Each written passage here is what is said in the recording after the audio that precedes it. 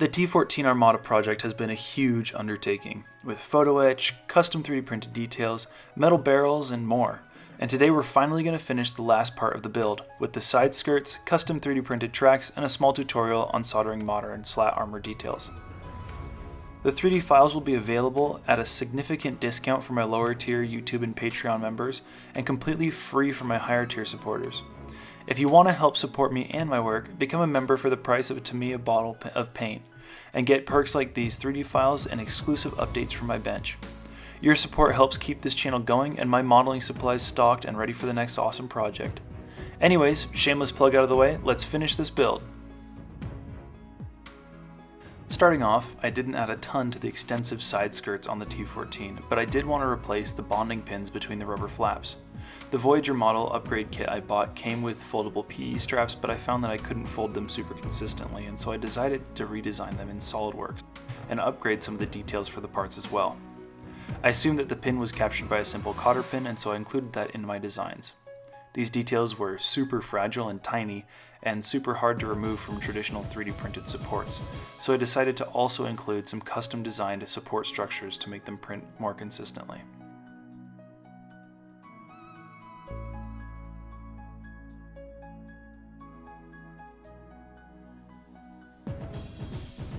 We're going to now remove the original kit details. I found it was easiest to use a simple X-Acto knife to remove the majority of the plastic and then sand the rest down with a 1000 grit sanding stick.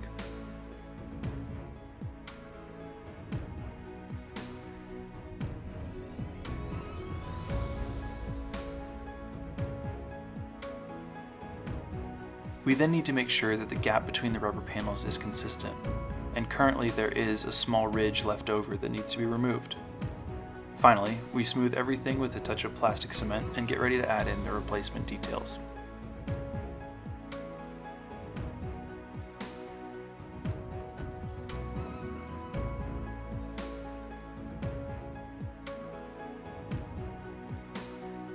We can now slice the new 3D printed parts off of the supports and dunk them in isopropyl to remove any last bits of uncured resin.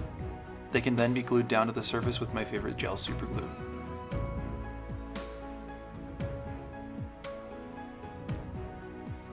I really liked how much detail this actually managed to add. The cotter pins are basically at the minimum of what is possible in my 3D printer, and they look absolutely incredible. This is why we stress the tiny details. Next, we can assemble the tracks, which is super simple because I designed and 3D printed those too. All we have to do is print them out, remove them with a little hot water since that softens the resin temporarily, and after a little more cleanup we can slot the pins into each track and call it good. I found that these pins don't really need glue. They may later, but right now the pins stay in adequately. Once we attach about 90 tracks together, we get a full run of tracks and can call it good. These tracks are also available for purchase or are available at a significant discount for Patreon or YouTube members. Check it out!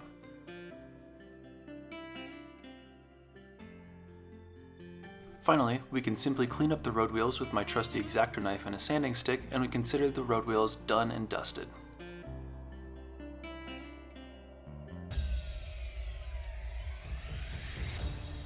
We needed to add a few details that I'd missed on the hull, and now we can really see how awesome this tank is going to look.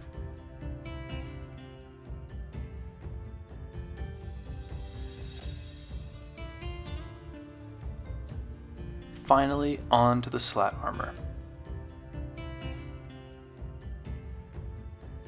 Soldering is a super challenging prospect for most scale modelers, and it's a totally valid fear since it's super easy to burn yourself, ruin the parts, or just come out with a blotchy and bad finish. This product though, tinning flux, is going to be our bread and butter. Flux really helps the solder flow properly, and the tinning flux is special because it has tiny particles of solder in it. This means that it has the effect of basically priming the area for more soldering coming, and even sticking the part down or either temporarily or even permanently sometimes.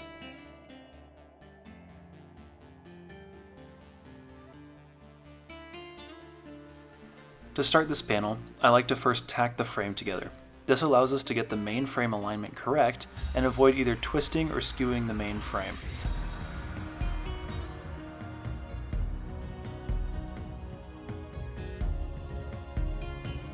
As you can see, we're going to add a little dot of tinning flux and then solder the two parts together permanently. I keep my soldering iron at 350 degrees Fahrenheit and always make sure to keep the tip shiny and clean.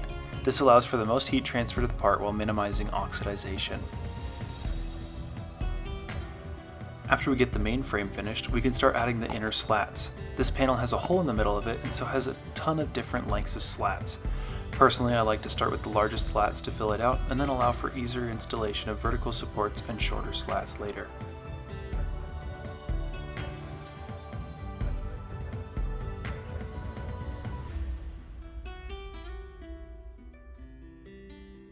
Don't worry too much about getting it perfectly straight on the first try. We can use tweezers to realign it later, and thankfully solder is so robust that it allows for a little bit of bending.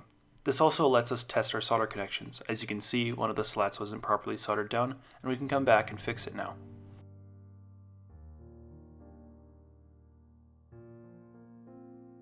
Just remember, the smaller amount of solder that you use, the better.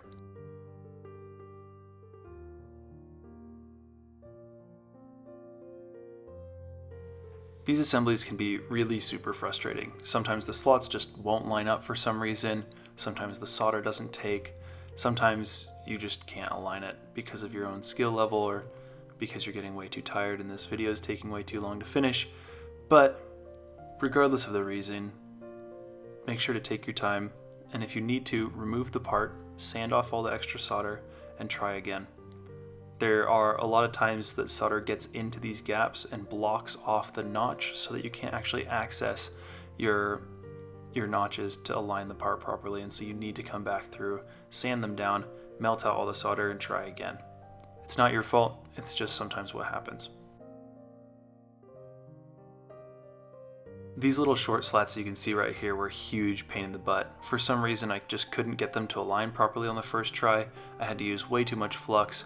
They wouldn't line up with the tabs, and so I just had to keep working on them slowly, making sure that I'm not putting too much extra solder on there, working them, remelting the solder, making sure that they're lined up properly, taking my time with it so that we have a good result in the end.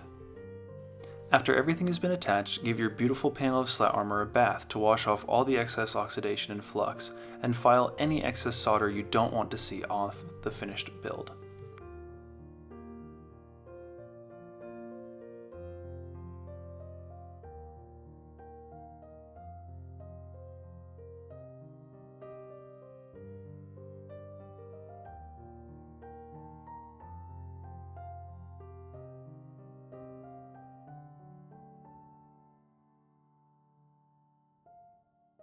As you can see, I'm doing a lot of cleanup after I'm done soldering the thing together.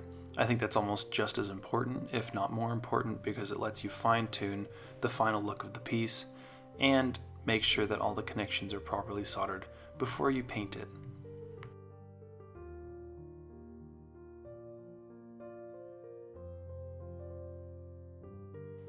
And after hours of painstaking work, pulling your hair out and burning your fingers, you'll have your beautiful slat armor. I know for a lot of people this totally isn't worth it, but I really think that this elevates the model and puts it into a much more in-scale look. They're not crazy pretty, as this is my first time putting them together, but I'm really happy with how they look, and to be honest, the real ones don't look too much better. Anyways, now that everything is finally assembled, we can dry fit all the parts for final shots and call it good. I am so happy that this huge project is finally over. It's been a serious undertaking, and I hope you guys enjoyed the process as much as I did. Next, we'll finally put some paint to plastic and get some Russian green over that gray and brass livery this tank is currently sporting. If you guys do enjoy my content and want to help me keep my paint stocked and my camera running, please consider becoming a Patreon or YouTube member. We have a bunch of cool perks that you can check out, and I try to give good value to your investment of basically a can of Tamiya paint once a month. Anyways, thank you so much for watching to the end of the video. If you enjoyed it or found it helpful, let me know in the comments below, and if you haven't subscribed yet, be sure you do that. Until next time, I am the Scale Engineer, and we'll see you next week.